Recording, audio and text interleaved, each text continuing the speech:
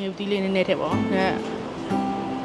နဲဟွာနေမကောင်းဖြစ်ခါစားဆိုတော့နေမကောင်းနေကောင်းခါစားဆိုတော့မြုပ်သီးအရင်ကြီးတော့မစားရဲတယ်ဒါပေမဲ့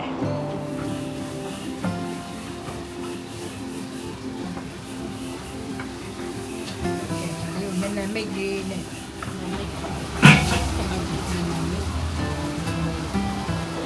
ခလေးကမိုးကုတ်ကြာစံတုပ်လေးဖြစ်ပါတယ်ဒါကတာကိုကြီးမိုးကုတ်ကပေါ့နော်အရန်ရောင်းကောင်းတဲ့မိုးကုတ်ကြာစံတုပ်လေးရယ်တာလူကင်ရဖြစ်ပါတယ်မိုးကုတ်မှာဆိုလို့ရှိရင်သူက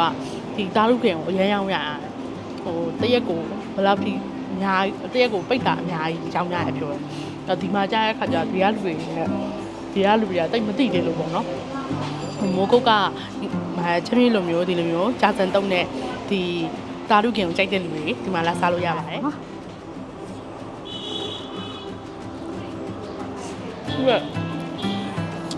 စီကြကလည်းမိုးရဲ့နာအရန်ဘာမှမတူဘူးเนาะရန်ဒီတားလူကင်ကလေဟိုမှာဆိုဘလောက်လောက်ရမှာတရက်ကိုတပိတ်တာလာတော့အသားတို့တပိတ်တာဆိုနေရမှာမဟုတ်ဘူးကွာ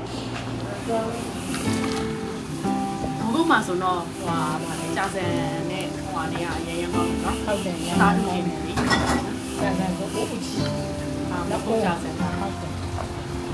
ဒီလိုလေးပေါ့เนาะပုံမှန်ခဏစားနည်းလေးချက်လုပ်ပြမယ်เนาะဒီလိုလေးဘုံချင်းချင်းလေးနည်းနည်းထည့်ဒီဒါကတော့ညတုတ်ပေးပြီးသားမလုပ်ထည့်ပေးပြီးသားပေါ့နော်နည်းနည်းနဲ့ပြင်မြုပ်သီးလေးနည်းနည်းထည့်ပေါ့နဲဟွာနေမကောင်းဖြစ်ခါစားဆိုတော့နေမကောင်းနေကောင်းခါစားဆိုတော့မြုပ်သီးအရင်ကြီးတော့မစားရဲတယ်ဒါပေမဲ့ဒီ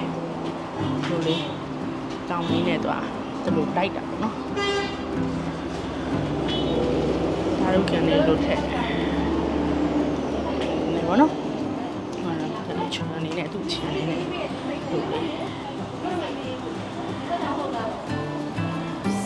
နော်